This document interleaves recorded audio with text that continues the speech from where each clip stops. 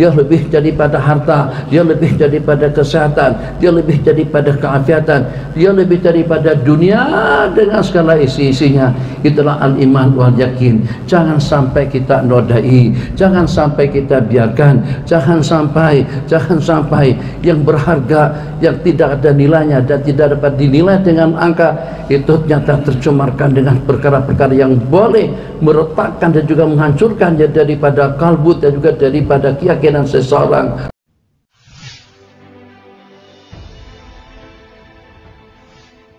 Assalamualaikum warahmatullahi wabarakatuh. Alhamdulillahirabbil alamin. Wa sallallahu wasallam ala sayyidina Muhammad khatamil anbiya'i wa habibi rabbil alamin abil qasimin amin wa ala alihi wa sahbihi ajma'in. Subhanaka la ilma lana illa ma 'allamtana innaka antal alimul hakim wa la hawla wa la quwwata illa billahil aliyyil azim. Rabbana iftah bainana wa bain qaumina bil haqqi wa anta khairul fatihin. Allahumma salli wa sallim wa barik ala sayyidina Muhammadin tibbil qulubi wa dawaiha wa afiyatil abdani wa shifaiha wa nuril absari wa diyaiha wa bahjatin nufusi wa safaiha wa qutil arwahi wa ghidaiha wa ala alihi wa sahbihi haqqa qadrihi wa miqdaril azim. Allahumma salli wa sallim wa barik ala sayyidina Muhammadin nuril anwar wa sirril asrar wa tiryaqil aghyar wa miftahi babil yasar sayyidina Muhammadin al-Mukhtar wa alihi al-athhar wa ashabil akhyar adada ni'amillahi wa ifdalih. Malam Jumat yang terakhir atau malam Jumat yang sebelum akhir daripada bulan Dzulhijjah 1444, yang dengan kita tidak dapat memastikan yang kira-kira masih dalam berapa lagi yang tersisa daripada peluang dan kesempatan yang diberikan kepada kita. Apakah kira-kira masih ada lagi dalam sepertiga daripada umur yang telah berlalu? 30 tahun, 40 tahun, 50 tahun, atau 50 tahun, 40 tahun, 30 tahun, 20 tahun, 10 tahun. Siapapun manusianya, tidak ada seorang pun daripada kita yang mampu untuk kita memastikan dalam berapa lama lagi saki baki daripada umur kita, peluang dan kesempatan yang diberikan. Apakah kira-kira nanti di tahun-tahun yang akan datang kita dalam keadaan sehat dan afiat? Apakah kira-kira dengan kita nanti pada beberapa waktu kemudian dengan kita masih dalam keadaan sehat, segar, bugar, dan juga dengan kita tidak ada sebarang halangan dan rintangan? Apakah kira-kira dengan kita setelah beberapa tahun kemudian dengan kita masih hidup? Itu tidak ada seorang pun yang mampu untuk memastikannya. Tapi yang secara pasti, agar macam mana dengan kita, dengan ketentuan dan juga dengan ketetapan yang telah ditetapkan oleh Allah Jalla Jalaluh, yang sebelum dengan kita meninggalkan dunia, sebelum dengan kita memenuhi seruan Allah Jalla Jalaluh untuk kita berpindah daripada alam dunia ila alam barzah, untuk kita berpindah daripada alam dunia kepada alam akhirat, itu jangan sampai dengan yang terindah dan juga yang tercantik, bahkan yang termahal daripada segala-galanya, jangan sampai tidak bersama kita pada saat ketika itu. Itu adalah iman dan yakin. Bagaimana dengan kita dapat memastikan agar dengan yang terindah, yang teristimewa, itulah merupakan bekalan kita, itulah merupakan masa depan kita, itulah yang termahal daripada segala-galanya. Terserah dengan kita nak senaraikan apa saja. Apakah yang kita nak senaraikan kecantikannya, keindahannya, leluasannya, politiknya, ekonominya, budayanya, kekayaannya, wewenangnya, wibawanya, pengaruhnya. Sebutkan saja satu persatu daripada sejumlah sekian banyak pemberian yang Allah berikan kepada kita. Tidak ada yang lebih mahal, tidak ada yang lebih berarti daripada iman dan yakin.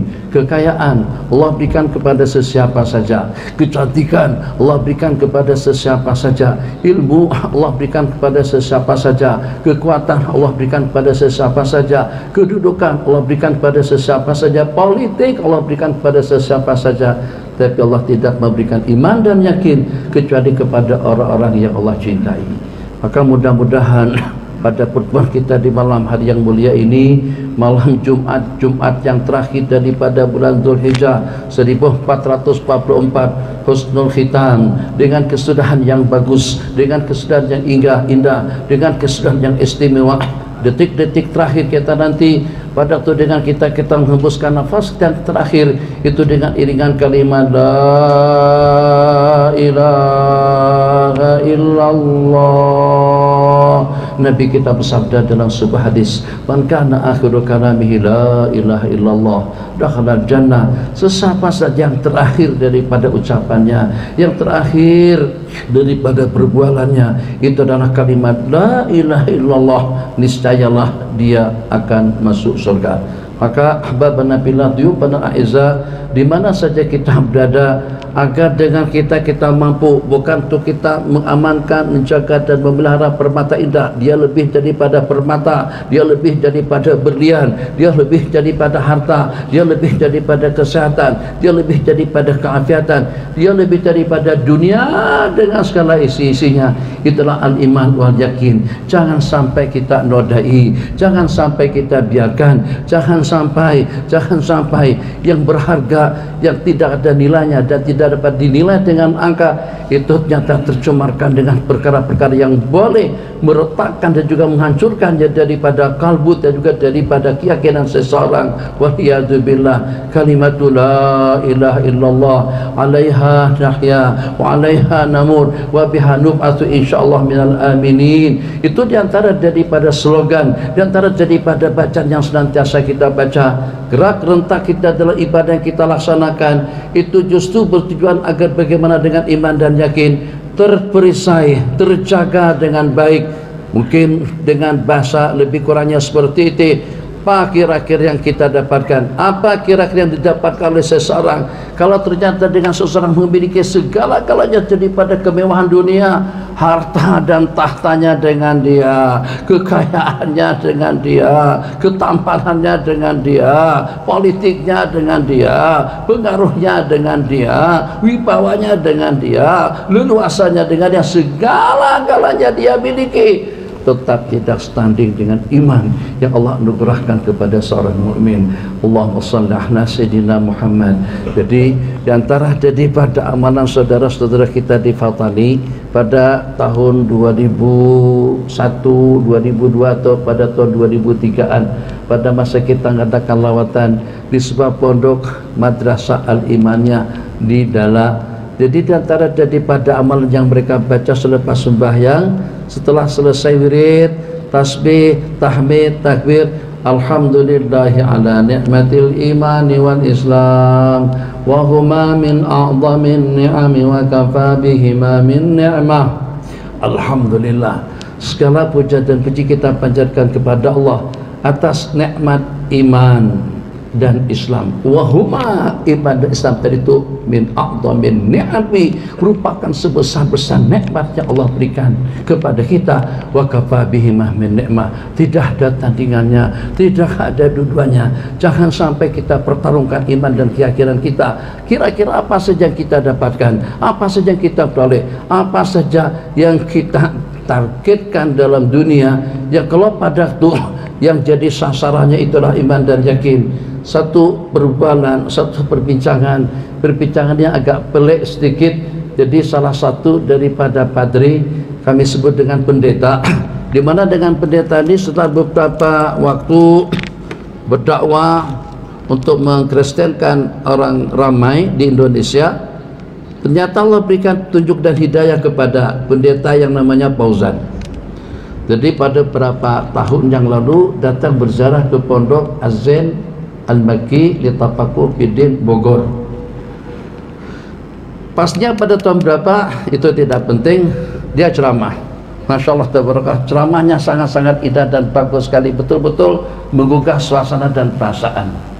Sampai dia katakan, di antara daripada ujian dan juga dengan cobaan yang Allah timpakan kepadanya, setelah dia masuk Islam,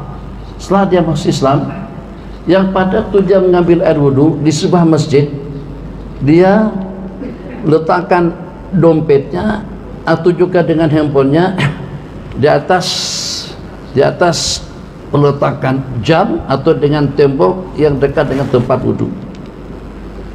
Dia nak buat satu perbandingan antara pada waktu dia sebagai seorang pendeta dengan dia setelah menjadi seorang aktivis muslim. Dia ceritakan, pada waktu dahulu saya di gereja, saya di sana, saya di sini, aku letakkan handphone di suatu tempat, aku letakkan jam tangan atau gantung di satu tempat yang walaupun sampai terlibat beberapa jam, yang walaupun terbiar dalam beberapa hari, tetap saja tidak ada seorang pun yang mencuri.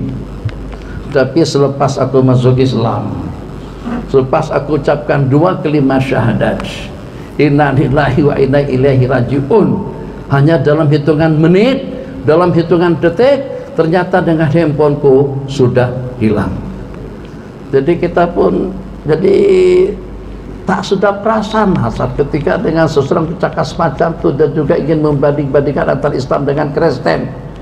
Artinya kita ini jahat sangat, dan dengan kita orang Islam kita tidak amanah, maknanya kita tidak jujur, kita tidak mampu untuk menjaga dan mengamankan hak kepemilikan daripada saudara-saudara kita, sehingga dengan kita kalau pada waktu kita ada peluang, kalau pada waktu kita ada kesempatan dengan yang berharga itu kita ambil. Tidak macam seperti dengan orang Kristen, tidak macam seperti dengan yang dia ceritakan dia di gereja, dia di beberapa tempat yang walaupun terbiar lama barang yang berharga tadi itu, justru kalau diambil pun diambil untuk dikembalikan. Tapi kalau dengan kita di Islam, diambil untuk dipinjam selama-lamanya. Ya Allah, jadi terus terang saja saya bersusah hati pada saat ketika itu. Dia sebut kebaikan tentang agama Kristen. Orang Kristen itu jujur, orang Kristen itu amanah, orang Kristen itu baik. Apa? Pada saat ketika dia selepas selesai ceramah, sebab ceramah di pondok saya, di Mahat Az-Zain, jadi saya tidak boleh tinggal senyap. Betul lah seperti yang abang katakan tadi itu, memang seperti yang anda katakan, anda diuji oleh Allah Jalla Jalaluh setelah mengucapkan 2 kalimat syahadat, selepa anda, kasut kamu, jam tangan kamu, handphone kamu hilang, dicuri oleh orang Islam.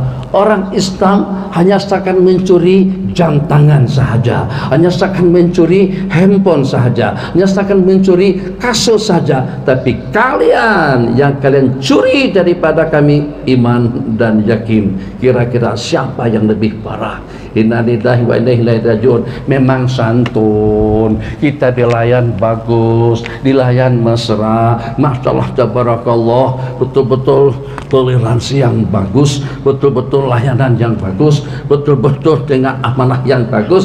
Tapi kira-kira di balik daripada layanan yang bagus tadi itu, apa yang mereka targetkan? Yang mereka targetkan agar bagaimana mereka mampu untuk mengkristenkan muda-mudi kita dengan layanan yang bagus, dengan jujur dan juga dengan amanahnya, dan juga dengan layanan yang istimewa kepada sesiapa saja. Dia tidak hanya sekat agar dengan kita jadi pelanggan yang baik, tapi juga pada masa yang sama dia nak cuit, dia nak ambil, dia nak rampas iman dan yakin yang ada pada diri kita. Kira-kira pencuri yang mana yang lebih jahat? Apakah pencuri yang mencuri kasut dengan handphone, atau dengan pencuri yang mencuri iman dan yakin? Itu realiti yang sebenarnya. Tapi ala kulli hal, tetap saja itu juga tidak cantik dengan kita. Kalau boleh dengan kita tak juga sebagaimana yang diinginkan, agar kita menjadi orang yang amanah, menjadi manusia yang jujur. Itu cuma yang sudah berbandingan. Alhamdulillah ala nikmatil imani wal Islam. Senantiasa kita syukuri kalau kita perasan, kalau kita perhatikan rentak bacaan yang kita baca selepas kita melaksanakan salat 5 waktu, dan juga dengan bacaan-bacaan yang kita baca pada waktu pagi dan petang, bacaan yang kita baca pada waktu kita nak tidur, bacaan bacaan yang kita baca pada waktu kita keluar itu bertujuan untuk kita mengamankan iman dan yakin yang bersemayam, yang bertapak di dalam hati. Katakan saja tadi selepas kita sembahyang, kita dipimpin oleh imam kita, Masya Allah tabarakallah. Kita di sini nama tempat Setiawangsa, Setiawangsa Meju. Memang punya selera maju, pandai pilih imam, insyaallah tabarakallah. Tak nak guna imam tempatan bacanya kurang sedap, kasidahnya sedap. Wa jamil wa jamil wa jamil sidna nabi wa jamil. Masya Allah tabarakallah. Seronok sembahyang tadi itu, bacaannya fasih, suasananya hening, bacanya nikmat, dan juga pada masa yang sama setelah selesai dengan kita salat, tetap dengan kita sama-sama mengamalkan amalan yang memang sepatutnya kita amalkan, yang walaupun dengan kita terburu-buru sekalipun, yang walaupun dengan kita punya kesibukan, tapi tetap saja hak salat jangan sampai kita abaikan. Jangan pernah dengan kita melupakan la ilaha illallah wahdahu la syarikalah sebanyak 10 kali sampai habis, dibaca selepas maghrib dan subuh. Itu adalah perisai di antara daripada hikmatnya agar iman dan yakin yang paling mahal tadi itu. Kalau kehilangan duit masih boleh kita cari, kalau kehilangan harta masih boleh kita dapatkan. Kalau pada tahun sudah lepas ternyata tidak berhasil untuk meraih suara yang terbanyak, sekejap lagi ada pilihan raya, kita boleh bertarung, kita boleh mencalonkan diri. Tapi kalau pada waktu iman yang hilang, kehilangan iman daripada kehidupan, kekayaan apapun tidak ada tandingannya, tidak akan mampu dengan pampasan yang seperti apapun besarnya, tidak akan mampu untuk menandingi nilai iman dan yakin yang telah Allah anugerahkan kepada seseorang. Allah berikan segala-galanya kepada sesiapa saja, tapi Allah tidak akan memberikan iman dan yakin kecuali kepada orang-orang yang Allah cintai. La ilaha illallah wahdahu la syarikalah, lahul mulk wa lahul hamdu yuhyi wa yumiitu wa ala kulli syai'in qadir. 10 marratin, barang siapa membacanya 10 kali, Nabi kita bersabda, kana hizan lahu minasyaitan, godaannya syaitan, liciknya syaitan, leluasanya syaitan. Innahu yajri min ibni adam majrad dam. Syaitan itu mengalir dalam darah daging kita, bukannya setakat dengan kita, dengan sesiapapun tanpa ada pengecualiannya. Yang tadinya Masya Allah tabarakallah bening, hening, tenang, ramah, mesra, baik. Nabi kita bersabda, ada di antara daripada orang-orang yang pada pagi harinya mukmin, pada paginya beriman, tapi ternyata asbaha kafiran, menjadi kafir pada petang harinya. Ada yang beriman di waktu petang, ternyata menjadi kafir pada pagi harinya. Inna lillahi wa inna ilaihi rajiun. Maka dengan perisai asasi atau dengan perisai yang patut untuk kita amalkan agar jangan sampai terlepas daripada cangkraman kita, agar jangan sampai terlepas daripada genggaman kita, perisai hirzan lahu minasyaitan akan menjadi perisai dirinya daripada bisikan syaitan, daripada godaan syaitan.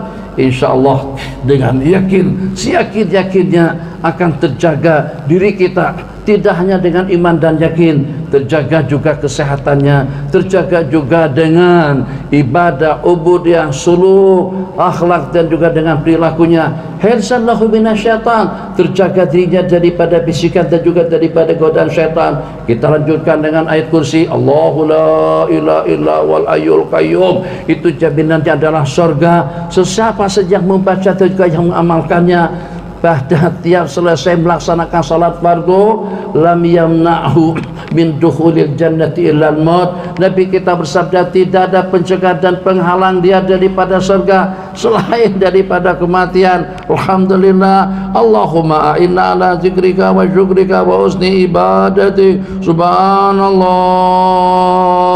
Tadi cukup tak hitungannya kita baca pada waktu imam tidak pimpin imam, bacanya sir tadi itu subhanallah, subhanallah, subhanallah, subhanallah, subhanallah, subhanallah. Kita Melayu ini kadang-kadang kalau tak dipimpin kita tak baca, itu masalah. Jadi tuan imam karena kuat-kuat sikit, lazim kita fahum ma biqru. Ahyanan kadang-kadang tak dipimpin, kalau imam bercabut kita pun bercabut, kalau imam tinggalkan kita pun tinggalkan, kalau imam amin kita pun juga amin. Jadi dengan kita ikut imam. Karena itu cak daripada dulu lagi Nabi kita bersabda imam dhamin. Imam itu jadi penanggung jawab. Wal muadzinu mu'taman. Muadzin orang yang diamanahi, orang yang dipercaya. Al-imamu dhamin untuk keselamatan salat makmum di belakang. Alhamdulillah, salat yang betul, salat yang bagus, salat yang indah. Dan pada masa yang sama tadi dengan kita lantunkan 3 amalan zikir, tapi 3 amalan zikir yang dilantunkan tadi itu karena kita sudah hafal semuanya, maka imam pasrahkan dan serahkan bacaan yang 3 tadi itu kepada kita. Subhanallah,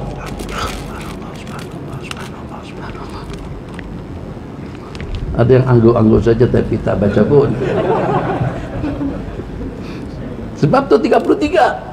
Masya Allah, tabarakallah. Muslimin muslimat, mungkin hanya sebagian kecil saja daripada kita yang memahami tentang sir daripada 33 kali tasbih. Subhanallah, maha suci Allah, sucikan aku daripada syirik, sucikan aku daripada riya, sucikan aku daripada sum'ah, sucikan aku daripada sifat angkuh, daripada sifat takabur, daripada sifat hasud dengki, daripada kediktatorannya, daripada kezalimannya, daripada ketidakadilannya. Subhanallah, maha suci Allah. Kita inginkan lempiasan daripada kalimat tasbih. Subhanallah, maha suci Allah. Fasabbih bismi rabbikal azim. Subhana rabbiyal azim. Sabbih isma rabbikal a'la. Subhana rabbiyal a'la. Kenapa dengan kita salat semacam itu? Sebab karena dengan kita diperintahkan untuk mentakdis, untuk mentanzih, untuk menyucikan, untuk membersihkan Allah Jalla Jalaluhu daripada segala sifat kekurangan. Dan juga pada masa yang sama, selain daripada untuk tanzih, mentakdis Allah Jalla Jalaluhu, agar kita mendapatkan lempiasan daripada sir asrar, daripada hikmat dan rahasia yang ada dalam lantunan kalimat Subhanallah, maha suci Allah. Ya Allah ya Arhamar Rahimin, sucikan aku daripada penyakit, sucikan aku daripada gangguan, sucikan aku daripada ancaman, sucikan kami daripada problem, sucikan kami daripada hutang piutang yang tidak ada peruntukannya. Nabi kita sampai pada tak menyembahyangkan jenazah yang punya hutang piutang tapi tidak ada peruntukan daripada harta pusaka untuk menjelaskannya. Subhanallah, bersihkan kami juga daripada riya yang merusak amal ibadah kita. Subhanallah, bersihkan kami daripada syirik yang mampu untuk meretakkan iman dan keyakinannya. Subhanallah, Masya Allah, tabarakallah, sebanyak 33 kali. 33 kali 5 tidak kurang daripada 165 kali Subhanallah. Itu yang kita lantunkan bersama.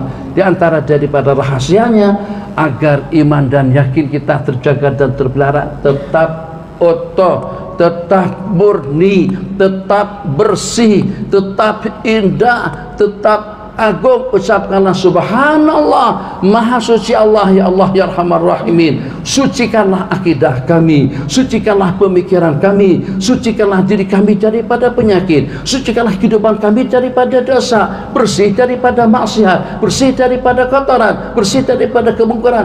Alhamdulillah, Alhamdulillah, 33 kali. Jadi jangan setakat tasbihnya saja yang bertasbih, tasbihnya saja yang bertahmid, tasbihnya saja yang bertakbir dengan tangan, tapi mulut tak menyebut, tak menyebut. Mulutnya senyap tapi jalan. Angguk pala, hitungan jalan, bunyi tak ada bunyi. Jangan. Alhamdulillah, segala puja dan puji bagi Allah, bersyukur. Wala in syakartum azidannakum, akan semakin tebal, akan semakin mantap, akan semakin kuat, akan semakin indah, akan semakin perkasa segala nikmat yang Allah berikan kepada kita. Kenapa? Sebab dengan ucapan hamdalah, alhamdulillah, Allah dah janjikan kepada orang yang bersyukur, wala in syakartum lazidannakum. Masya Allah, 33 kali 5 tidak kurang daripada 165 kali alhamdulillah. Sehat afiat, alhamdulillah. Pendengaran kita sehat, alhamdulillah. Jemputan makan selepas program kita nanti, alhamdulillah. Suasana aman, alhamdulillah. Tidak ada corona, alhamdulillah. Dapat anak lagi, alhamdulillah. Dengan kenaikan gaji, alhamdulillah. Tidak ada sebarang gangguan, alhamdulillah. Hujan senantiasa selalu, alhamdulillah. Rezeki kita datang, alhamdulillah. Ketenangan dalam hati, alhamdulillah. Boleh datang ke masjid, alhamdulillah. Dengan pengajiannya, alhamdulillah. Dengan tahajudnya, alhamdulillah. Dengan salat banyak. Wa in ta'udu ni'matallahi la tuhsuha.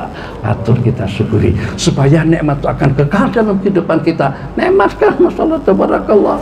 Nih, yang walaupun tidak disuruh, tapi pasti dan pasti memang sudah diizinkan untuk diminum. Nikmat, masya Allah tabarakallah. Nih, dengan ayat alhamdulillah. Dalam berapa ramai ada macam-macam jus di dalam peti ais, tapi tak boleh minum. Kereta Jaguar ada, BMW ada, Mercedes S-Class ada, Lamborghini ada, Lexus ada, tapi tak beli pada apa-apa. Kenapa? Gawat. Perlu, yang walaupun kita masih ada umur, tapi kalau tidak sehat, tak ada apa-apanya. Macam-macam jenis makanan, terserah. Tadi kami lewat menuju ke sini, tengok sebelah kanan, Taj Hadramaut, Istana Balkis, kemudian ya hala, ya hala, wata marhaba, ya hala, ya hala, masya Allah tabarakallah. Macam-macam jenis makanan. Sampai juga dulu-dulu kalau kita nak makan sate kajang, kita pergi ke Kajang, ada sate kajang juga cawangnya di situ. Jadi kita tak teringin pun. Kenapa tak teringin? Tak sehat. Alhamdulillah, alhamdulillah. Sate alhamdulillah, alhamdulillah. Kabsa alhamdulillah, madghut alhamdulillah. Nasi di alhamdulillah. Sate alhamdulillah. Kambing, gulai kambing alhamdulillah. Musangking alhamdulillah. Supaya nikmat itu senantiasa selalu dengan kita. Jadi kita masya Allah manjakan dengan bermacam-macam bentuk nikmat dan juga dengan bermacam-macam pemberian. Yang walaupun sebagaimana kita katakan tadi, pemberian yang paling istimewa, anugerah yang paling mahal itulah iman dan yakin. Tapi juga pada masa yang sama Allah lengkapkan kehidupan kita dengan berbagai macam bentuk nikmat yang dipakai tidak hitungan jumlah bilangannya, yang kita kendai tidak dapat itu dengan jumlah bilangannya, yang dimakan, yang diminum, yang didengar, yang dilihat, yang kita gunakan. Alhamdulillah, alhamdulillah, alhamdulillah. Mungkin kalau kita hayati ucapan hamdalah tadi itu akan menetes air mata kita. Alhamdulillah, alhamdulillah balik rumah ada bini, alhamdulillah belum kawin lagi, kan masalahnya. Jawab keras belum? Doa insyaallah, doa tapi kena ikhtiar. Nih tolong jemaah, tolong bantu imam kita. Sebab imam bujangan dengan imam yang dah kawin itu beda pahalanya hampir separuh. Imam Al-Azab dengan imam, jadi diantara daripada doa la tadalana dzamban illa ghafarta wala man illa farajta wala mayitan illa rahimta wala a'zaba illa zawajta. Dan tidak ada yang bujang pun melainkan kau kawinkan ya Allah ya Arhamar Rahimin. Alhamdulillah, alhamdulillah, alhamdulillah. Tapi bagaimanapun tetap baik pada waktu kita ada anak, pada waktu kita tidak ada anak, pada waktu kita sudah kawin, pada waktu kita belum kawin, atau dengan kita masih belum dapatkan pasangan kita, belum dapat jodoh, tetap apa yang telah Allah tentukan itulah yang terbaik untuk kita. Alhamdulillah. Akhirnya kita tidak memberontak, tayak pancing, alhamdulillah. Hujan turun, alhamdulillah. Suasana tidak seperti kita inginkan, tetap juga alhamdulillah. Yahmadunallaha bis-sarra'i wad-dharra. Jadi Nabi kita bersabda, umatku ini berada dalam kebajikan, umatku berada dalam kebajikan, baik pada waktu kita ditimpa musibah atau pada waktu kita mendapatkan kenikmatan. Pada waktu kita mendapatkan nikmat kita ucapkan alhamdulillah, yahmadunallaha bisarra. Pada waktu kita senang, pada waktu kita bahagia, wafid darrah, pada waktu kita sengsara, pada waktu kita sakit. Kenapa? Sebab dengan penyakit yang Allah timpakan, 8:24, 3 minit lagi. Dengan sakit, penyakit yang Allah timpakan, dengan gangguan dan juga dengan problematika yang telah menimpa kepada sesiapa saja, dia tidak luput daripada 3 atau 4 keadaan. Imam untuk kita mendapatkan ad-darajatul ula, kedudukan yang tinggi. Imam untuk kita mendapatkan keampunan dosa daripada Allah. Imam untuk kita mendapatkan ganjaran pahala yang berlipat ganda. Ataupun juga dengan musibah yang Allah timpakan kepada kita, bukan untuk kita mendapatkan pahala, bukan untuk keampunan dosa, bukan untuk kita mendapatkan ad-darajat Allah, kedudukan yang tinggi, tapi untuk Allah layakkan kita mendapatkan satu jawatan yang istimewa. Mungkin agar dengan kita layak nanti untuk mendapatkan syafaat daripada para nabi-nabi dan rasul, atau juga dengan kita sejak berapa waktu yang lalu, ya Allah, ya Hayyu ya Qayyum ya Dzal Jalali wal Ikram ya Arhamar Rahimin ya Arhamar Rahimin ya Dzal Jalali wal Ikram ya Qawiyyu ya Matin ya Wadud ya Qahar ya Jabbar. Hampir bertahun-tahun dengan kita meminta, tapi ternyata dengan hasil atau juga dengan keinginan yang kita inginkan tadi itu ternyata tidak tercapai. Inna lillahi wa inna ilaihi rajiun. Jadi dengan amal ibadah yang kita laksanakan ternyata masih belum mampu untuk membawa kita kepada target yang kita targetkan. Musibah yang Allah timpakan itu kadang-kadang untuk melayakkan kamu mendapatkan satu keinginan yang Anda targetkan. Jadi tidak luput. Jadi kalau macam tu, hakikat daripada musibah, hakikat daripada ujian, hakikat daripada cobaan yang Allah timpakan kepada sesiapa saja, sepatutnya memang dengan kita tidak hanya sudah kita ucapkan innalillahi itu sebagai musibah, tapi juga kita ucapkan alhamdulillah, alhamdulillah, alhamdulillah, alhamdulillah. 1 menit alhamdulillah, alhamdulillah, Allahu akbar. Nanti kita sambung selepas azan Isya dikumandangkan. Jadi jangan lupa azan Isya akan berkumandang pada pukul 8.45.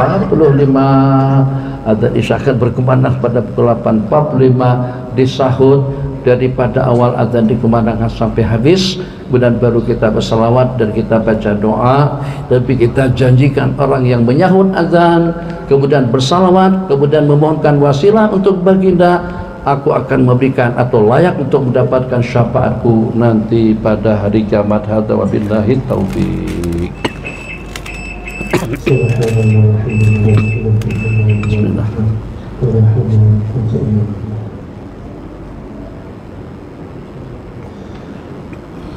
Allahu akbar,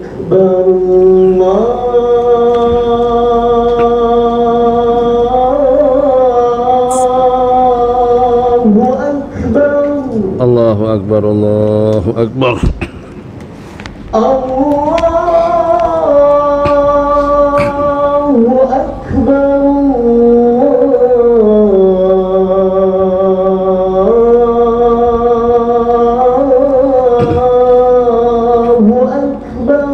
Allahu akbar, Allahu akbar.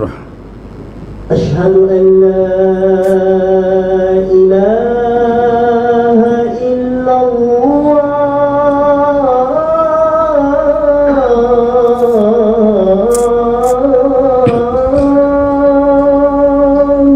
Asyhadu an la ilaha illallah. Asyhadu an la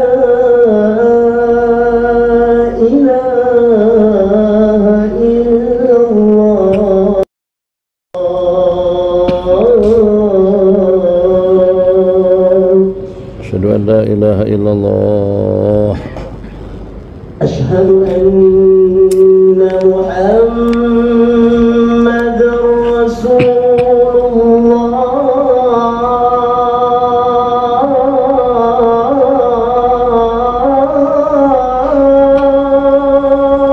Asyhadu anna Rasulullah sallallahu alaihi wasallam. Asyhadu anna Muhammadar Rasulullah.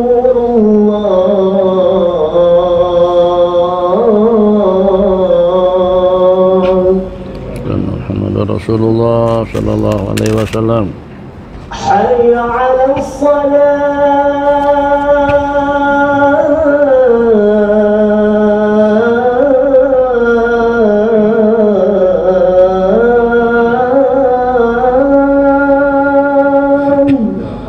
لا حول ولا قوة إلا بالله العلي حي العظيم على الصلاة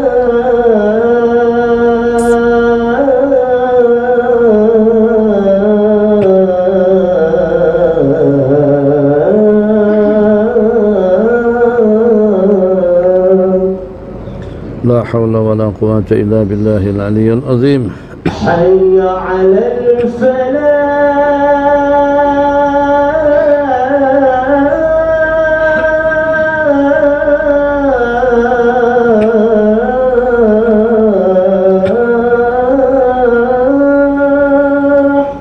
لا حول ولا قوة إلا بالله العلي العظيم حي على الفلاح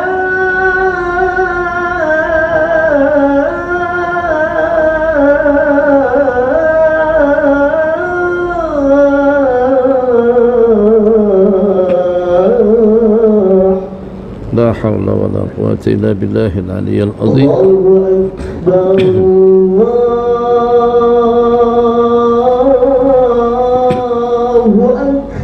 الله الله أكبر أكبر الله أكبر لا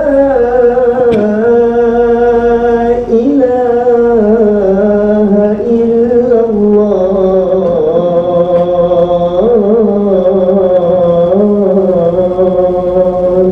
لا إله إلا الله سيدنا محمد رسول الله صلى الله عليه وسلم اللهم رب هذه الدعوة التامة والصلاة القائمة سيدنا محمدا الوسيلة والفضيلة والشرف والدرجة العالية الرفيعة وابعثه مقاما محمودا الذي وعدته إنك لا تخلف الميعاد sama-sama berzikir tasbih tahmid takbir subhanallah walhamdulillah wa la ilaha illallah أكبر سبحان الله والحمد لله ولا إله إلا الله والله أكبر سبحان الله والحمد لله لا إله إلا الله والله أكبر سبحان الله والحمد لله ولا إله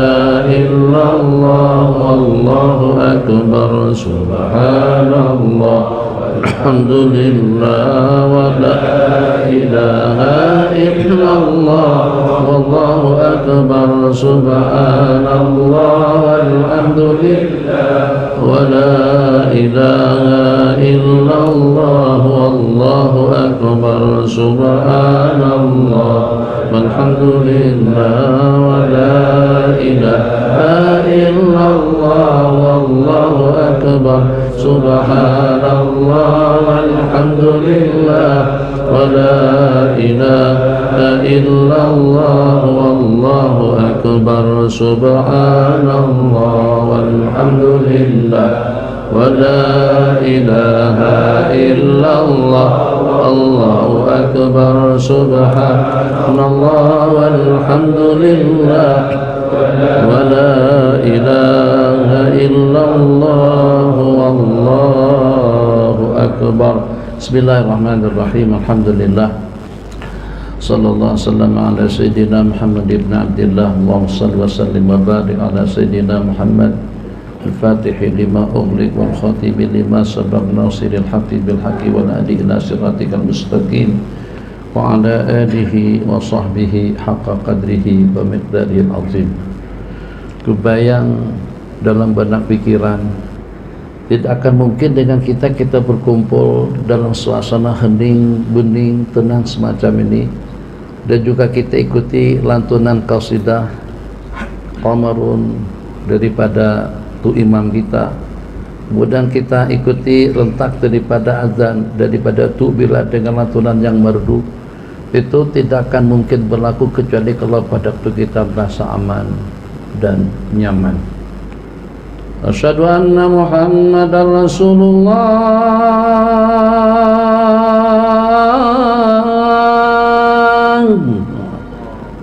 kalau pada dalam keadaan takut. Tak boleh buat lentah yang goyang-goyang semacam itu. Misal seperti di Palestina dengan saudara-saudara kita yang tertindas di tempat-tempat yang tidak aman. Bagaimana kita tidak mengucapkan alhamdulillah yang cukup? Bagaimana dengan kita tidak luangkan waktu agar dengan kita bersyukur, syukur dengan zikirnya, syukur dengan ibadahnya, syukur dengan perasaannya, syukur tidak mesti dengan ucapan alhamdulillah, tapi juga pada saat ketika dengan kita patuh dan juga imtisal kepada arahan dan juga bimbingan dan peringatan daripada Tok Khatib esok hari pada tiap Jumat. Ittaqullah, mari kita tingkatkan ketakwaan kita kepada Allah Jalla Jalaluhu dengan melaksanakan segala perintah dan juga dengan meninggalkan segala larangan. Itu diantara daripada tanda terima kasih dan juga tanda syukur kita kepada Allah Jalla wa'ala. Memang betul sesuai dengan nama surah kita dan surah An-Na'im, daripada nikmat. Memang kita punya selera yang bagus agar dapat kita nikmati dengan bacaannya, kita nikmati dengan rentak dan juga dengan lantunannya, kita nikmati nanti dengan hidang dan juga dengan makanannya. Alhamdulillah, alhamdulillah, alhamdulillah, alhamdulillah. Kita tak nak kalau pada satu ketika nanti ternyata yang walaupun sepele, tak lebih daripada makanan, tidak lebih daripada minuman, tak lebih daripada sumpah durian, tidak lebih daripada sumpah kambing, itu ditarik oleh Allah Jalla Jalaluhu. Kita inginkan sampai usia kita, sampai kita mencecah usia 80 tahun, 50 tahun, tetap saja dengan kenikmatan yang nikmat, keindahan yang indah, kecantikan yang cantik, itu dapat kita nikmati sampai ke penghujung, sampai ke akhir hayat. Alhamdulillah, dah yang namanya pantang dijumpa, kambing alhamdulillah, durian alhamdulillah, tahu dengan yang seumpamanya. Ya Allah ya Rahman Rahimin, itu satu kenikmatan fi jannatin na'im, di antara daripada nikmat yang kekal abadi, nikmat di dalam surga. Tapi ternyata di dunianya sudah Allah perlihatkan, sudah Allah tunjukkan kepada kita betapa nikmatnya pada waktu kita menikmat yang nikmat, betapa nyamannya pada waktu kita menikmat yang nyaman. Alhamdulillah ya Allah, alhamdulillah, alhamdulillah.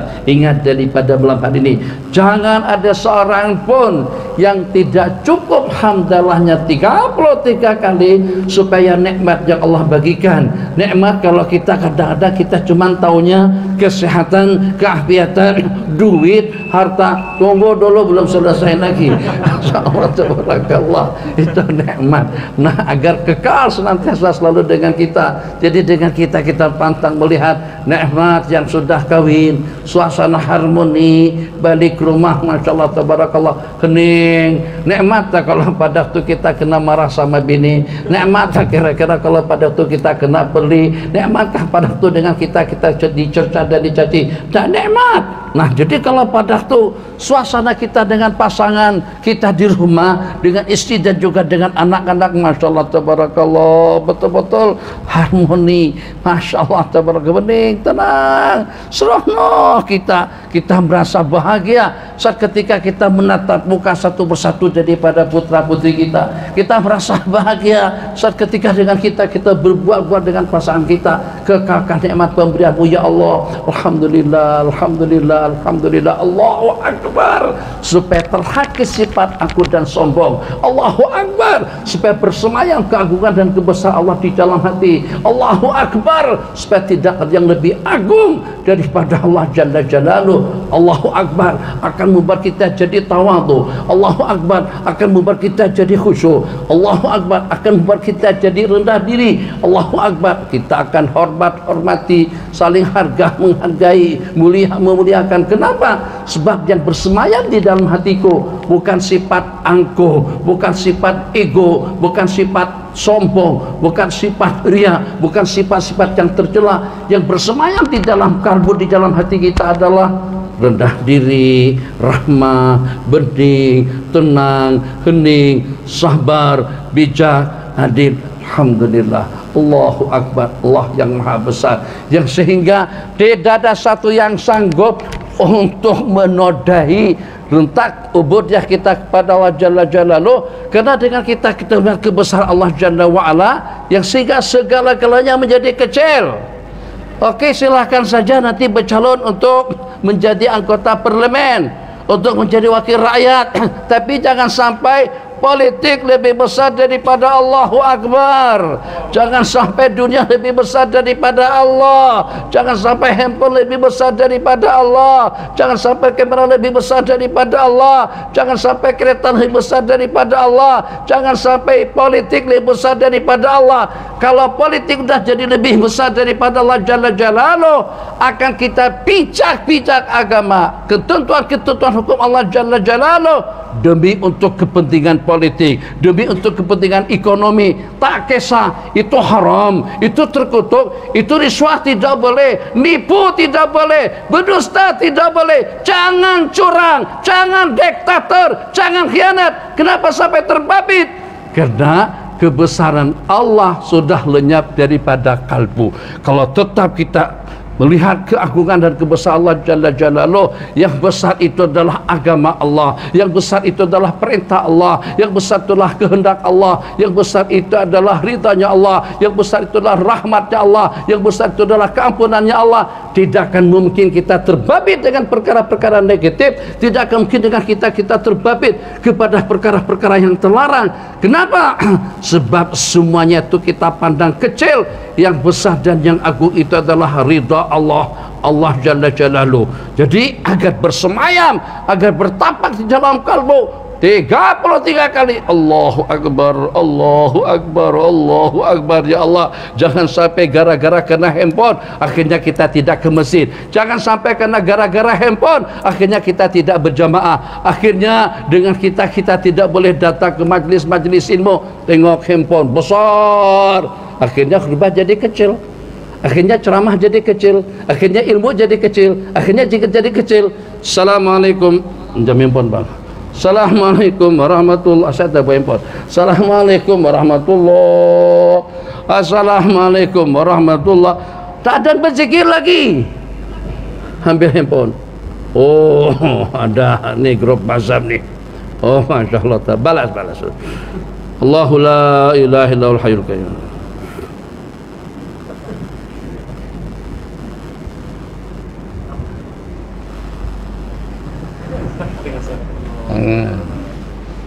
Kenapa? Karena handphone besar.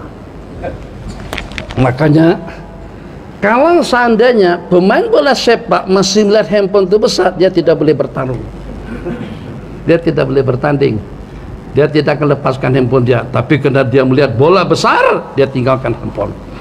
Pemain gusti, pemain tinju, karena dia melihat gusti, pertarungan tomoe itu besar, maka dia sanggup lepaskan baju dia.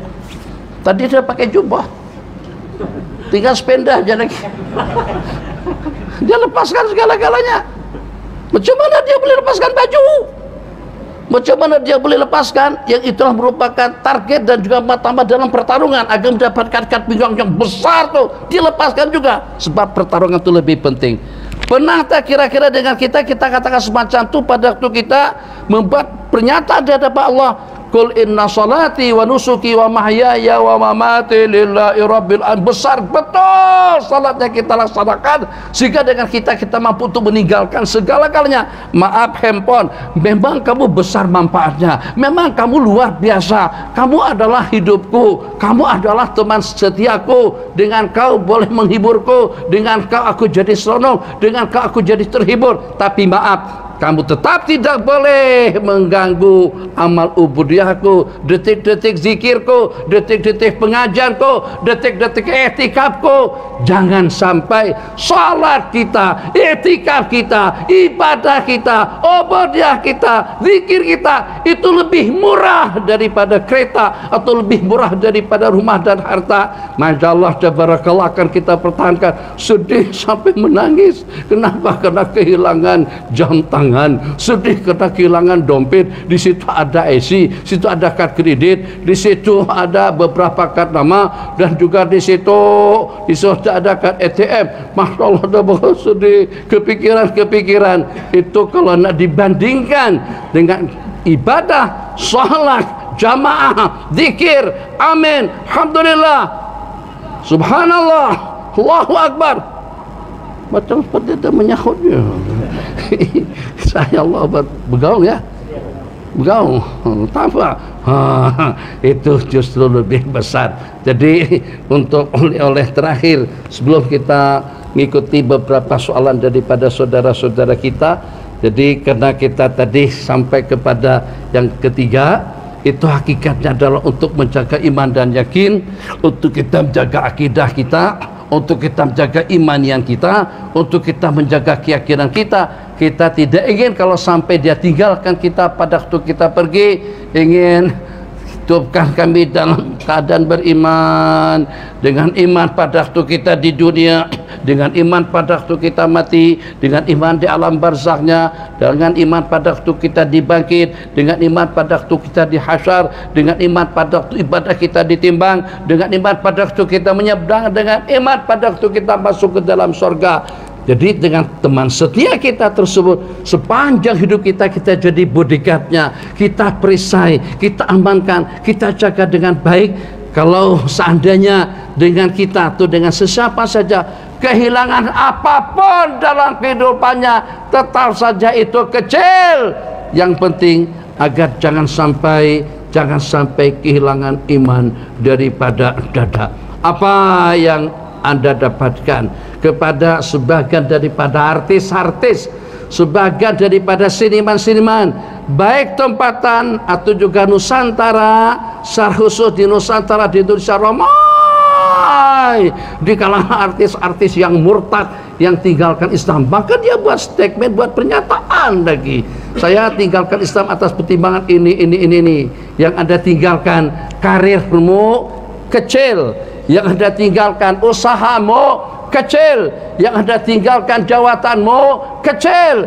Kalau kau lucutkan jawatanmu, politikmu, atau juga dia sebagai Perdana Menteri, sebagai Presiden sekalipun, tetap juga kecil.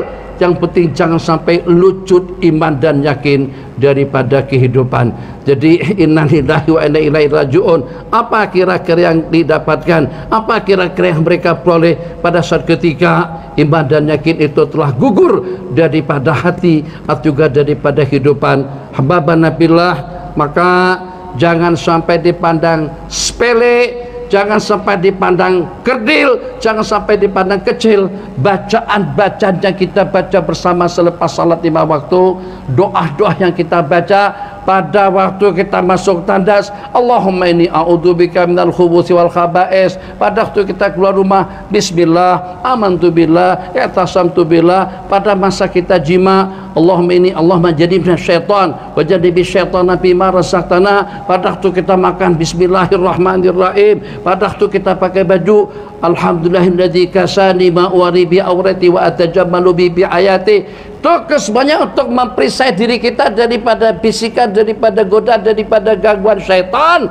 Sasaran syaitan yang pertama tidak hanya untuk menjerumuskan kita dalam kemaksiatan. Sasaran pertamanya syaitan agar dengan seseorang itu kehilangan iman dan yakin daripada dirinya. Wal iyadzubillah, wal iyadzubillah, na'udzubika minal hammi wal hazan, wa na'udzubika minal ajzi wal kasal, wa na'udzubika minal jubni wal bukhl, wa na'udzubika min qalabati daini wa qahri rijal. Dan juga di antara daripada ta'awudzat yang kita baca sebelum kita salam, Allahumma inni a'udzubika min adzabi jahannam wa min adzabil qabri wa min fitnatil mahya wal mamat wa min fitnatil masih dajjal. Satu persatu daripada yang disebutkan yang kita disuruh untuk minta perlindungan tadi itu cukup mencabar, fitnatil masih dajjal. Sasarannya iman dan yakin.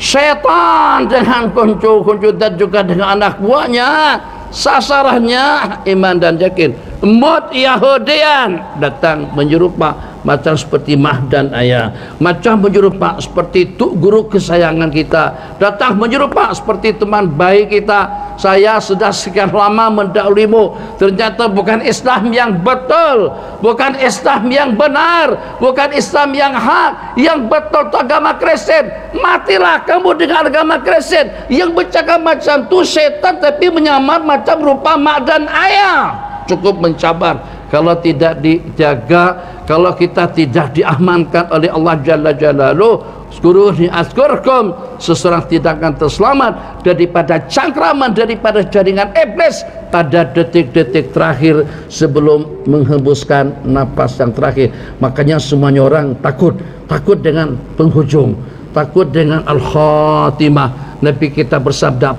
patah belakangnya syaitan. Seseorang yang memohon husnul khatimah sebanyak 3 kali, nas'aluka husnul khatimah, nas'aluka husnul khatimah, nas'aluka husnul khatimah, wa na'udzubika min su'iha, kasara dhahri, kata syaitan, patah tulang belakangku. Seseorang yang mengharapkan penghujung yang indah dan bagus pada masa di saat dia menghembuskan napasnya yang terakhir. Jadi harapan untuk kita semuanya, mudah-mudahan tidak hanya dengan keafiatan jasmani kita yang afiat, tapi rohani kita juga sehat. Tidak hanya sekedar dengan bermacam-macam nikmat dunia yang Allah berikan, tapi nikmat yang teristimewa kekal selama-lamanya dengan kita.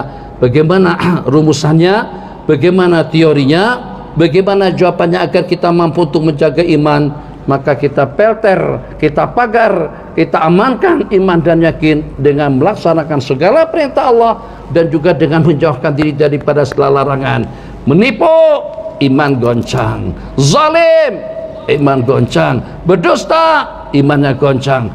Ampah di antara daripada yang menguatkan iman dan yakin. Asidku ma'allah, banyak-banyak berzikir, mengingat Allah Subhanahu wa ta'ala, banyak-banyak beristighfar malam hari dan besok, banyak-banyak bersalawat, menyanjung dan memuji, bersalawat kepada Sayyiduna Rasulullah sallallahu alaihi wasallam. Dikatakan pasti dan pasti itulah golongan yang berbahagia atau golongan yang selamat, golongan yang beruntung. Itulah golongan yang senantiasa selalu bersalawat kepada baginda Rasulullah sallallahu alaihi wasallam, sebab mereka mendapatkan salawat daripada Allah. Allah tidak akan membalas salawat kepada orang yang celaka. Man shalla alayya marratan sallallahu alaihi asyara. Orang yang bersalawat kepadaku 1 kali, Allah akan bersalawat kepadanya sebanyak 10 kali.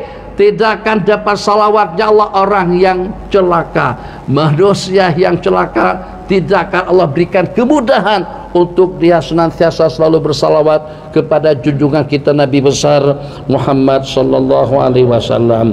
Ya Nabi salam alaika, ya Rasul salam alaika, ya Habib salam alaika, salawatullah alaika, anta syamsun anta badrun anta nurun fawqa nuri, anta iksiru anta misbahus suduri, ya habibi ya Muhammad, ya arusan khafiqaini, ya muayyad ya mumajjad, ya imam al-qiblataini, sallallahu ala Muhammad, sallallahu alaihi wasallam, sallallahu ala Muhammad, ya Rabbi salli wa sallim. Allahumma salli wa sallim wa barik alaihi wa ala alihi. Malam hari ini tak perlu risau, kita lepas isya ada makan, jadi tak perlu pikir makcik, mak, isteri di rumah yang masak atau di rumah untuk kita pada masa kita balik nanti, jadi tak perlu kita pikirkan. Alhamdulillah, Pak Haji dah makan dah, kita dah dapat jamuan dan sajian. Alhamdulillah, kita syukuri. Kalau kita senantiasa bersyukur, nanti pas salat isya kita baca alhamdulillah, alhamdulillah. Nanti insyaallah besok malam ada lagi makanan sini, alhamdulillah. Silakan Bang, selamat. Bismillahirrahmanirrahim. Bismillahirrahmanirrahim. Waalaikumsalam warahmatullahi wabarakatuh. Soalan daripada Ustazku daripada Mekah. Beliau minta pencerahan daripada Abi. Okey, kenyataan begini. Tuhan yang tidak ada muka, tidak ada tangan, tidak ada kaki, tidak boleh ketawa, tidak boleh datang, tidak boleh duduk bersemayam, tidak boleh itu dan tidak boleh ini, itu bukan Tuhan tapi berhala. Dan jika sifat-sifat dianggap musyabihah, maka menafikan sifat yang musyabihah kerana menyamakan Tuhan dengan makhluk yang seberkurang, tidak ada muka dan tidak ada tangan. Mohon pencerahan. Jadi macam mana kan kita akidah kita dengan al-ayat al-mutasyabihah dan juga dengan hadis-hadis al-mutasyabihah yang menceritakan, yang menyebutkan tentang wajah, muka, tangan, wajabka wajhu rabbika, yadullah, ada sebutan tangan, yadhaku, ada sebutan ketawa, yanzilu, ada sebutan turun. Jadi sebagaimana dari dahulu lagi, ini bukan masalah sekarang, masalah ini sejak daripada dahulu, sejak pada saat ketika Al-Quran diturunkan dan sejak pada saat ketika hadis-hadis disampaikan bagi kita kepada umat. Generasi salafun saleh, ulama-ulama kita terdahulu terbagi kepada dua golongan. Golongan yang pertama yang mempercayai tentang ayat-ayat yang diturunkan atau dengan wahyu-wahyu yang diturunkan, dan juga mempercayai tentang hadis-hadis yang diriwayatkan, tapi tanpa takyib, amanah, beriman sebagaimana yang telah disebutkan, tapi tidak takyib, tidak menyerupakan. Jadi yang kita protes dengan mereka, mereka mentasbihkan Allah dengan makhluk. Jadi dengan kita bukan tidak mensabitkan, kita katakan itu sabit, tapi sebagaimana yang Allah kehendaki. Kita tidak mengatakan wajhu ke wajhina. Jadi kalau dengan kita tafwid dan juga dengan kita pasrah, akan ada titik temu antara kita dengan mereka. Tapi kenapa dengan sebagian daripada ulama-ulama kita atau jumhur daripada al-Maturidiyah dan juga dengan al-Asy'ariyah mentakwil? Takwil yang pertama, kita bersikap jujur saja. Ada ayat-ayat tertentu, ada hadis-hadis tertentu, itu ternyata baik kita atau juga mereka, ternyata kita kena takwil. Ternyata dengan kita kena takwil, seperti wahwa ma'akum ainama kuntum, Allah itu bersama kamu di mana saja kamu berada. Jadi kalau kita katakan wahwa ma'akum, Allah itu bersama kamu dengan zat, jelas itu tidak dimaksud wahwa ma'akum dengan ilmunya Allah, kudratnya Allah, kehendaknya Allah, leluasannya Allah. Itu begitu kita takwilkan. Kenapa itu kita takwil? Kalian mengatakan kami adalah mu'attilin, dikatakan kita ahli ta'til. Kenapa? Karena dengan kita takwilkan ayat-ayat yang mutasyabih seperti yang disebutkan tadi itu, tentang ketawa, tentang turun. Sebab kita juga bukannya semata-mata dengan kita berbicara dengan makna dan juga hakikat dan maksud daripada ayat laisa kamitslihi syai'un, tapi juga pada masa yang sama logiknya pun, rasionalnya pun juga bukan kita percaya dengan rasional, bukan kita meletakkan rasional dan juga pemahaman itu pada urutan yang pertama, tapi tidak lebih daripada agar dengan kita dapat memahaminya. Oke, kalau kita katakan yang zilu rabbuna, kita artikan yang zilu di situ adalah turun Allah Jalla wa Ala ke bumi, ke permukaan bumi atau ke langit yang pertama pada sepertiga malam yang terakhir. Sepertiga malam yang terakhir itu dengan putaran waktu dia di sepanjang waktu. Oke, kita mulai daripada mana? Kita mulai katakan saja daripada Pakistan. Pakistan sedang berada pada sepertiga malam yang terakhir. Allah turun pada saat ketika itu. Allah turun pada saat ketika itu. Oke, kita tinggal dengan mana turun? Turun. Oke.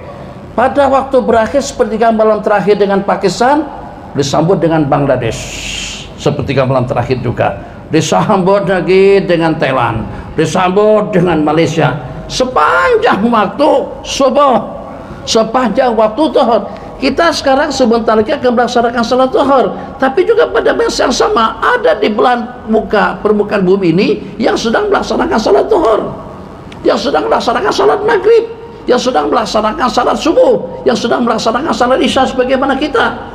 Jadi secara pasti kalau itu ditakwilkan atau diartikan dengan makna nuzul, turun, bila Allah naik, bila naiknya. Tapi pada waktu kita artikan nuzul, turun, rahmatnya Allah, karunia-Nya Allah, ridhonya Allah. Jadi tujuan daripada ulama-ulama kita mentakwil al-ahadits al-mutasyabihah itu tidak lebih daripada agar dengan kita tidak menyerupakan zat Allah dengan makhluk. Berbahaya betul, boleh membawa kepada bid'ah. Kalau kau katakan mereka-mereka yang tidak mensifat Allah dengan sifat-sifat yang Allah sebutkan, bukan berarti menafikan, tapi dengan kita takwil dan juga dengan kita tak nak menyerupakan sifat-sifat Allah itu dengan makhluk. Kalau katakan mereka itu berhala atau Allah itu macam berhala, tolong jaga mulutmu, tolong jaga ucapanmu. Itu boleh membuat Anda jadi murtad dengan kata-kata yang seperti itu. Kenapa?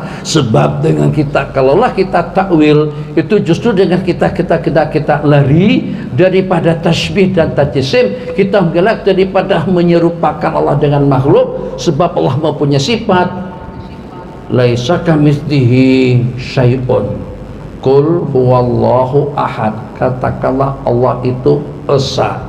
Keesaan Allah berarti Allah tidak menyerupai sesuatu dan juga tidak ada sesuatu yang menyerupai zat Allah Jalla wa'ala. Apa sedikit takat dulu dengan itu panjang tuh, cari pertanyaan yang jawabannya sekilas saja, itu orang susah paham yang itu. Oke, silakan Pak. Assalamualaikum warahmatullahi wabarakatuh.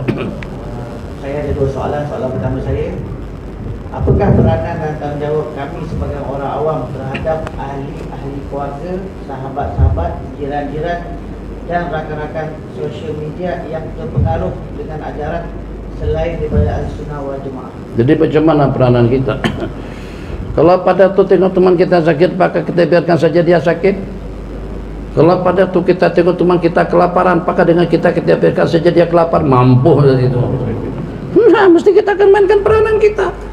Kalau sakit, kalau kita tidak ajak dia berobat pun kita sarankan, atau kita minta kepada keluarga untuk dia berobat. Begitulah juga pada waktu dengan kita melihat ada kumpulan-kumpulan tertentu anak-anak remaja, khususnya di IU itu kadang-kadang pemikiran mereka diracuni dengan pemikiran baik itu ala orientalis atau juga ala kapitalis, atau dengan pemikiran yang menyesatkan, atau juga dengan pahaman salafi wahabi yang ekstrim, salafi wahabi yang mu'tadil, yang punya sifat keterbukaan.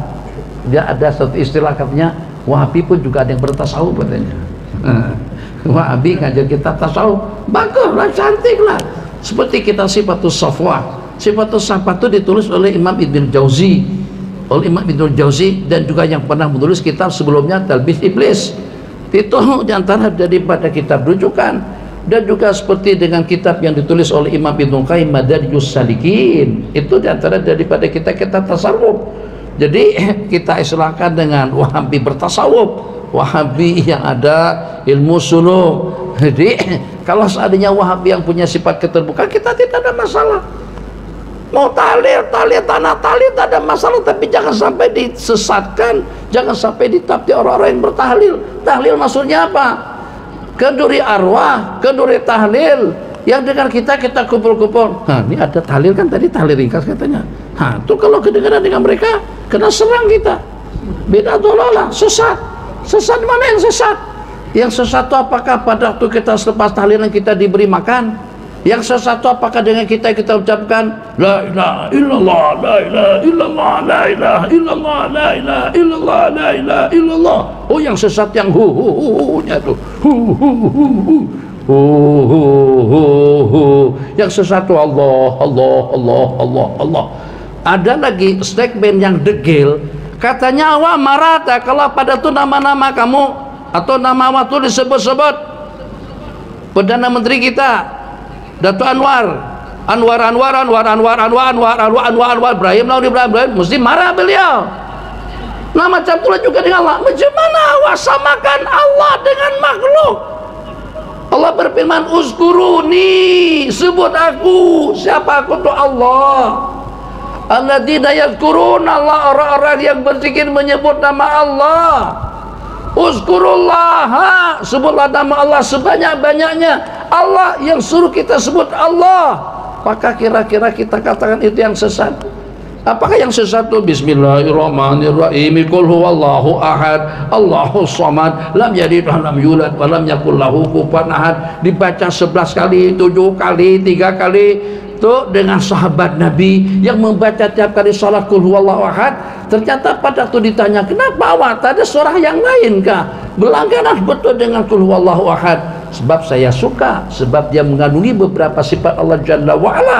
Apa sabda Nabi? Hubbuka iyaha iyaka, hubbuka iyaka iyaha yudkhiluka jannah. Hubbuka iyaha, kecintaanmu kepada surah Al-Ikhlas akan membawa anda masuk ke dalam surga. Jadi yang haram itu yang mana, yang bid'ah itu yang mana? Apakah kena kita berkumpul? Nabi kita bersabda, majtama'a qaumun fi baitin min buyutillah. Tidak ada dari satu kumpulan kaum yang berkumpul di rumah Allah. Untuk apa saja? Untuk mudzakarah, untuk mudarasah, untuk kita berzikir, kita di majlis ilmu. Justru itu diantara daripada asbab kita akan mendapatkan keampunan dosa, asbab kita akan mendapatkan rahmat dan ketenangan dan ketentraman jiwa, dan juga pada masa yang sama kita akan dikerumuni oleh para malaikat Allah Subhanahu wa ta'ala.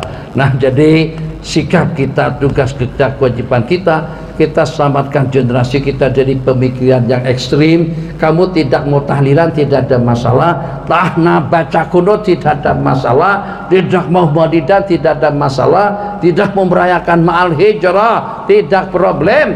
Yang penting jangan menyalah-nyalahkan. Sebagaimana kalian mempunyai argumentasi dalil yang banyak, kami juga punya dalil yang banyak. Sebagaimana kalian ada ulama-ulama kalian, kami juga punya ulama kubar, ulama-ulama besar. Al-Imam Asyuti Al-Jami' bainal haqiqati wa syariah, tidak hanya alim dengan ilmu hadis, dengan ilmu tafsir, dengan fikihnya, usulnya, nahwu saraf dan lain sebagainya, menguasai dalam berbagai bidang ilmu, tapi juga min auliya'illahi shalihin, min ahli karamat. Buka kitab Suzuratin Ta'ab, buka kitab Al-Kawakibus Sa'irah fi a'yan al-mi'atil ashirah, tentang siapa Imam Jalaluddin As-Suyuti yang mengatakan sunat dengan kita mengadakan perayaan zikra Maulidin Rasul sallallahu alaihi wasallam. Di situ disebutkan beliau min ashabil khatawat.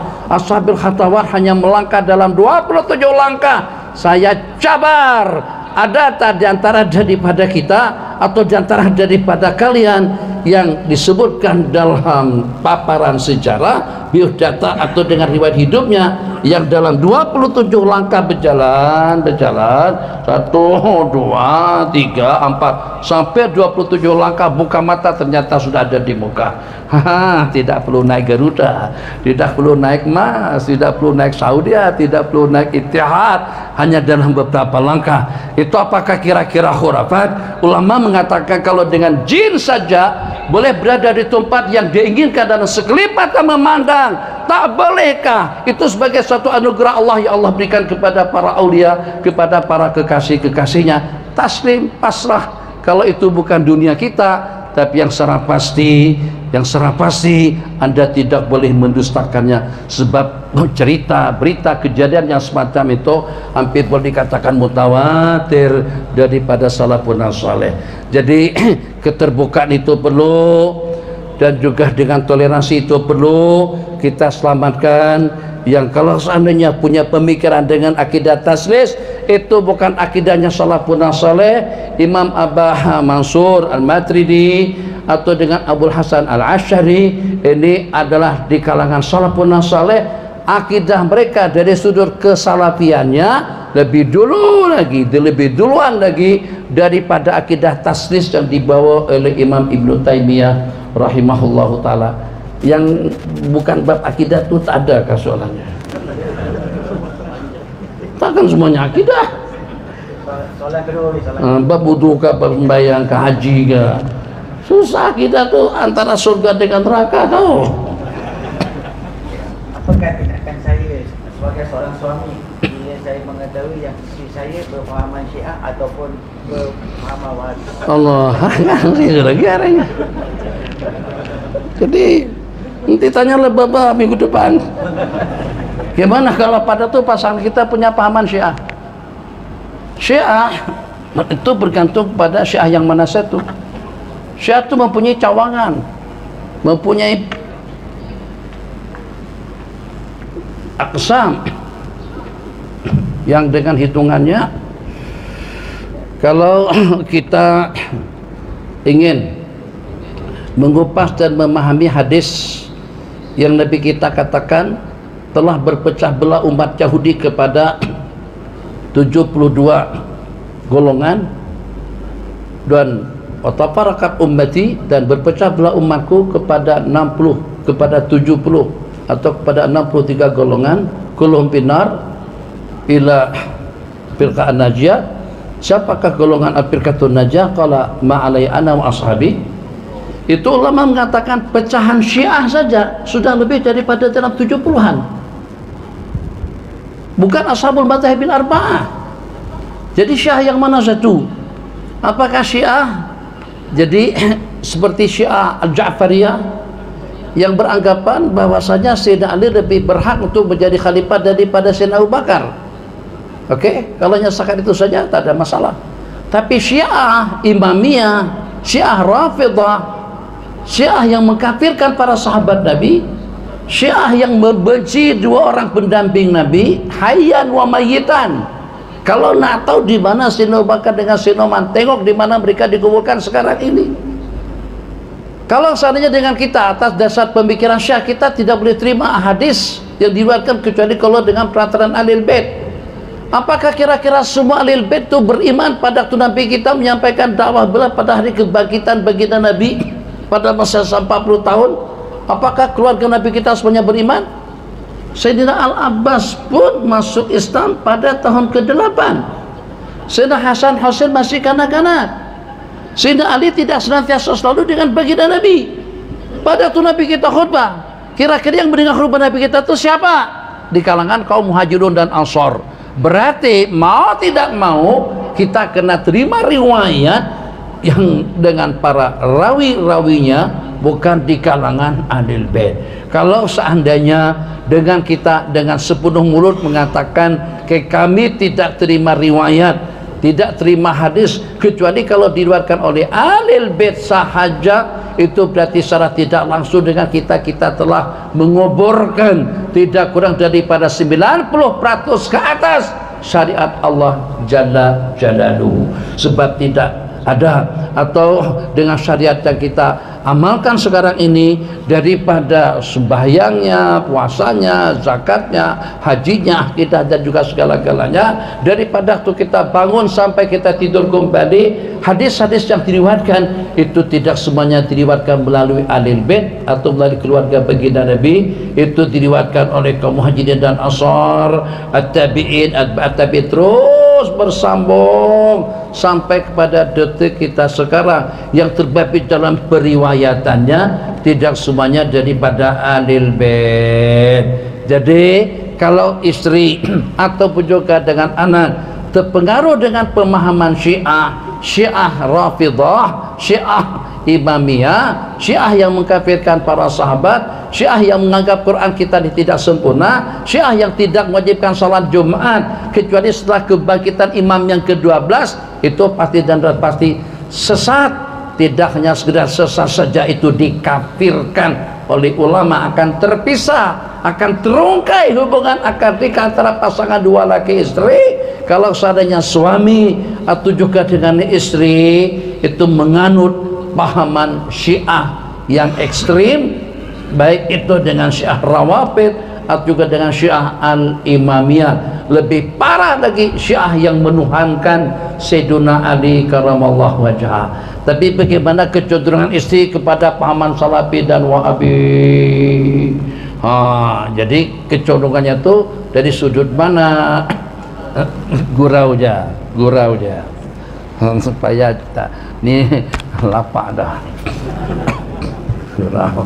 Katanya kan di Indonesia ada Nahdlatul Ulama, ada Muhammadiyah. Muhammadiyah ini anti maulid, tak ada maulid, tak ada tahlilan, tak ada acara 27 Rajab dan sebagainya, itu ada. Jadi orang yang berpemahaman, yang menganuti pahaman Muhammadiyah, kita sebut dengan kaum muda, berbanding dengan kaum tua. Kaum tua ini kebanyakannya orangnya gemuk-gemuk. Kalau yang berpahaman Muhammad itu kebanyakannya kurus. Kurus kenapa? Kaum tua ini kenapa gemuk-gemuk? Tahlilan, makan, Isra Mi'raj, makan, Maulid Rasul, makan, dan juga dengan acara-acara seumpamanya. Orang mati pun lepas mati makan. Wahabi tak ada. Wahabi tahlilan tak ada makan. Maulidan tak ada makan. Orang mati tak ada, orang bawa makan. Semuanya bitar bola lah. Kesian mereka, jadi mereka kurang makan sebenarnya. Gurau. Tak payahlah nanti komen panjang-panjang pulang situ. Kalau kawan-kawan dari Padlis karena komen panjang lebar, tak payah. Buang masa, buang waktu aja. Itu kan kita bergurau aja. Sebab kita ini sebentar makan, sebentar makan. Jadi acara apa saja kita adakan, perayaan-perayaan yang kita adakan mesti ujung-ujungnya makan. Malahan ini pun selepas pengajian kan tidak ada tali ringkas. Jangan-jangan tali ringkas tadi yang menyediakan makanan untuk lepas pengajian nanti. Sebentar, satu terakhir insyaallah. Amin. Assalamualaikum Syekh. Assalamualaikum warahmatullahi wabarakatuh.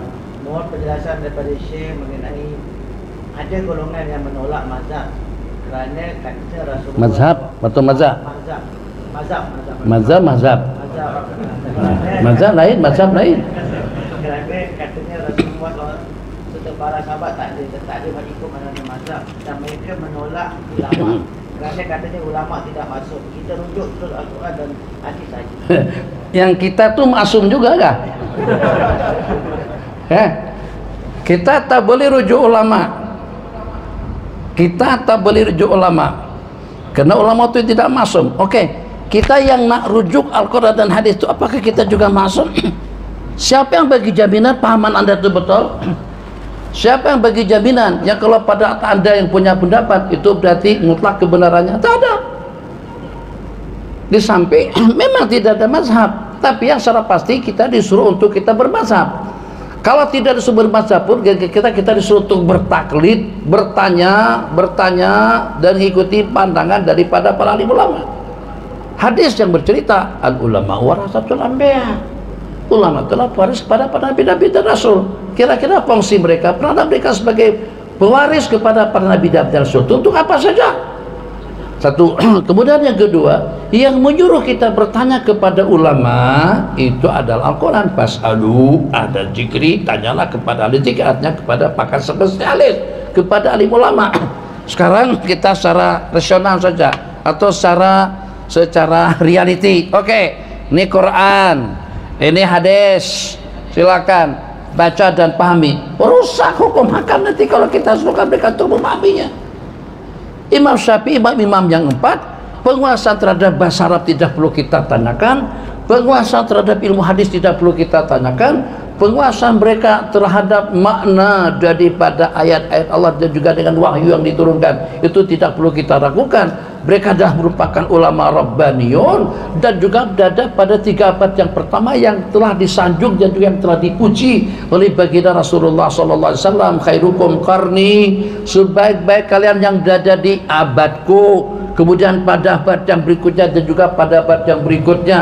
Tuh yang pertama, kemudian yang kedua, kemudian yang kedua, perintah Allah untuk kita mengikuti jejak langkah para alim ulama. Babi huda humok tadi, dengan bimbingan mereka kita disuruh untuk kita berpegang teguh. Dan juga pada masa yang sama al ulama warasatul anbiya, sudah tidak ada nabi, Nabi kita berikan suatu garansi dan juga suatu jaminan kepada ulama. Nabi kita bersabda, ulama ummati ka anbiya'i bani Israel. Ulama daripada umatku itu macam seperti para nabi-nabi daripada Bani Israel. Jadi kalau mau macam itu, oke lah, kita katakan silakan saja. Insyaallah nanti besok kawan-kawan jamaah Masjid An-Naim ramai manapun kita pada malam hari ini, insyaallah kalau ada Boeing 747 insyaallah kita boleh terbang, dan juga boleh mantu kita semuanya, kita akan terbang ke Jeddah. Dari Jeddah kita akan atau dengan kita terbang ke Madinah. Pilot kita tadi itu ternyata pilotnya siapa? Tuh imam atau saya sendiri? Ayo. Jadi yang tak ada pengalaman dengan pesawat, masuk kita tengok depan mati bagasi apa tuh, kokpit pesawat tuh, Allah, ini macam-macam Swiss. Jadi yang nak terbangkan tuh yang mana, yang nak belok tuh yang mana, ya Arhamar Rahimin. Jangankan untuk bawa pesawat, kalau kita bawa kereta pun tak pernah bawa kereta, kita tidak berani ikut. Kalau seandainya pandai mandu, enggak. Tapi bagaimana? Saya ijtihad. Saya teorinya tahu. Saya tahu jalan tak? Jadi macam mana? Tak pernah mandu. Bawa motor? Bersikal? Tak pernah kayu bersikal. Tak pernah bawa motor, terus tak bawa pesawat. Itu tidak akan sampai ke Madinah, sampai ke alam barzah semuanya. Kalau untuk urusan dunia saja, toh misalnya dengan kita ada orang buka klinik perobatan, bedah, tulang, jantung, semuanya silakan cina berobat situ. Tak pernah ngaji dalam bidang perobatan, kita berani serahkan atau sarankan seseorang untuk berobat di situ. Dia bilang itu justru kita penjarakan manusia semacam itu. Orang yang semacam tadi itu patut untuk dipenjarakan sebab itu akan merusak agama. Dia tidak ada pemahaman dalam bidang agama, tidak ngerti, tak paham, dan tidak menguasai bahasa Arab juga dengan bahasa wahyu. Pada masa yang sama nak mengambil hukum akan secara direct kepada Al-Quran dan hadis. Kalau kalian cemburu dengan adanya 4 mazhab, tapi dengan cara yang dinasihatkan tadi atau dicadangkan tadi itu akan wujud 1 bilion mazhab di dunia. Kenapa mazhab? Sebab kita ikut pemahaman kita masing-masing. Itu namanya bongong, kata orang Padang. Bodoh banget, astagfirullahaladzim. Untuk buat martabak pun kita taklid, buat roti canai pun taklid. Tuh dengan kita, kalau pada waktu kita taklid dengan ulama, dah selesai beli tiket, ambil baca doa, subhanalladzi sakhara lana hadza wa ma kunna lahu muqrinin wa inna ila rabbina lamunqalibun. Tidur saja lagi, buka mata, sudah ada di kota baru, udah kita sampai dengan selamat. Daripada kita disuruh bawa kereta sendiri, sudahnya tak pandai mandu, tak tahu jalan, itu secara tidak langsung yang menyarankan ambil hukum akan secara langsung daripada Al-Quran dan hadis, itu sama hukumnya seperti ingin membinasakan dan mencelakakan manusia tersebut, dan itu akan mencampakkan dirinya ke dalam neraka jahanam. Wal iyadillah. Belalkan saja. Abi katakan itu menyarankan agar orang masuk ke dalam neraka jahanam, yang menyarankan agar Al-Quran dipahami secara langsung oleh orang yang tidak ada kepakaran, yang tidak mengerti tentang bahasa Al-Quran dan juga dengan bahasa wahyu dan juga dengan bahasa sunnah Rasulullah sallallahu alaihi wasallam. Subhanakallahumma wa bihamdika asyhadu an la ilaha illa anta nastaghfiruka wa natubu ilaik. Rabbana atina fid dunya hasanah fil akhirati hasanah wa qina adzabannar. Amin. Walhamdulillahi rabbil alamin. Wassalamualaikum warahmatullahi wabarakatuh.